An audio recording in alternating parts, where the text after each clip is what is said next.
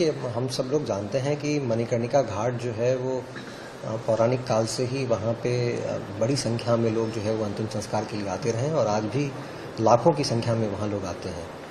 और वहाँ पे जो अंतिम संस्कार जो प्रतिदिन होता है उसके लिए जगह जो है हम लोगों को पर्याप्त नहीं हो रहा है, उसको और वहाँ व्यवस्थाओं को बेहतर करने की आवश्यकता महसूस होती है। वहाँ साफ़ सफाई की व्यवस्था करने में कठिनाई आती है। वहाँ अगर हम देखेंगे तो अगल बगल के घरों में भी जो भस्म होता है वो भी पहुँच जाता है। उसके अतिरिक्त वहाँ जो लकड़ी रखने की जो व्यवस्था है उसमें सुधार करने की आवश्यकता प्रतीत होती है। वहाँ बड़ी संख्या में लोग मुंडन संस्कार के लिए भी आते हैं। वो मुंडन संस्कार में भी वहाँ पे लोगों को थोड़ी कठिनाई होती है। तो इन सभी व्यवस्थाओं को सुदृढ़ तरीके से व्यवस्थित रूप से विकसित किया जा सके, इसी के लिए अभी वर्तमान में मणिकर्णिका घाट के पुनर्निर्माण के विकास कार्य चल रहा है और वो परियोजना पिछले 1 वर्ष से करीब जो है वहाँ निर्माणाधीन है। वर्तमान में जो कच्चा हिस्सा था जो कॉरिडोर से सटा हुआ था, उस हिस्से पे कार्य जो है वो पाइलिंग का और घाट के सीढ़ियों का निर्माण चल रहा है।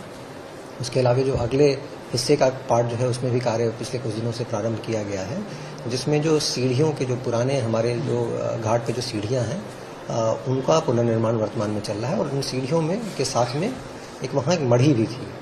तो और ये सीढ़ियों पर और मढ़ी पे जो उनकी दीवारें हैं उसमें कुछ कलाकृतियाँ थीं जो भी पुनर्निर्माण कार्य है उसमें प्रभावित हुआ है।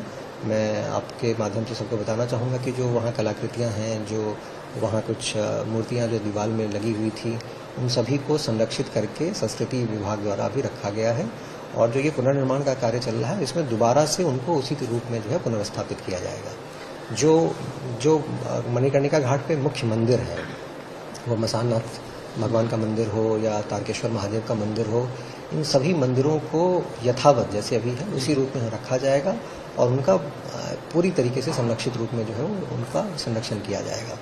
और ये जो पूरी जो परियोजना है ये इसीलिए है ताकि वहाँ जो लाखों की संख्या में लोग प्रतिवर्ष आते हैं उन सभी लोगों के लिए जो है वो वहाँ पे व्यवस्थाएं जो है वो व्यवस्थित हो पाए। सर, ये मणिकर्णिका घाट बनने के बाद किस तरीके से क्या लुक रहेगा, कौन सी सुविधाएं वहाँ पर लोगों को मिलेगी? क्योंकि आमतौर पर ये देखने को मिलता है कि एक डेड बॉडी आती है तो दूसरे के लिए वहाँ पर बहुत कम जगह मिलती है। आमतौर पे कभी कभी तो इतनी परेशानी होती है कि लड़ाई झगड़े की नौबत आ जाती है, लकड़ी वालों का एक अपना अलग गुट है। तो इन सारी चीज़ों को किस तरीके से व्यवस्थित किया जा रहा है और आने वाले दिनों में जब ये प्रोजेक्ट तैयार हो जाएगा तो क्या क्या सुविधाएं मिलेंगी? देखिए, आपने एकदम सही कहा कि वहाँ बहुत लंबी लाइन लग जाती है। वहाँ पे जो लोग श्रद्धा के लिए आते हैं उनको बहुत लंबे समय तक इंतजार करना पड़ता है क्योंकि वहाँ जगह इतना पर्याप्त नहीं है। तो इस पूरी परियोजना का जो सबसे पहला उद्देश्य है वो यही है कि एक पर्याप्त साइज का प्लेटफॉर्म वहाँ तैयार हो जहाँ पे बड़ी संख्या में जो है वो अंतिम संस्कार के जो कार्यक्रम है वो कराया जा सके। तो सबसे पहला उद्देश्य तो यही है। और ताकि जो ये लोगों को बहुत देर तक जो इंतजार करना पड़ता है, जो वहाँ समस्याएं होती हैं, उससे हम लोग निजात पा पाएँ। जो आपने भी कहा कि वहाँ लकड़ियाँ जो है वो व्यवस्थित रूप से रखी जा पाएँ, वहाँ मुंडन के संस्कार जो होते हैं वो व्यवस्थित रूप से हो पाए। वहाँ जो चिमनी, जो नया जो घाट बनेगा उसमें एक ऊँची चिमनियाँ रहेंगी ताकि जो एशेज हैं, जो वहाँ से राख जो निकलती है वो लोगों के घरों तक ना जाए। वहाँ पे आप जितने भी मंदिर देखते होंगे सभी मंदिरों के शिखरों पे आपको जो है वो राख दिखता है। अगल बगल के जितने घर हैं सभी में राख जाता है। तो ऊंची चिमनियों की वहाँ आवश्यकता है, उस चीज़ का प्रावधान वहाँ पे किया गया है। तो वहाँ पे जो लोग आते हैं उनके आवश्यकताएं जो है उसकी पूर्ति के लिए ये परियोजना जो है डिज़ाइन किया गया है। और वहाँ जो हमारी विरासत है, वहाँ जो हमारे पौराणिक स्थल हैं, वहाँ जो हमारे मंदिर हैं, पौराणिक मंदिर हैं, उन सबको यथावत रूप में ही संरक्षित किया जाना इस परियोजना में।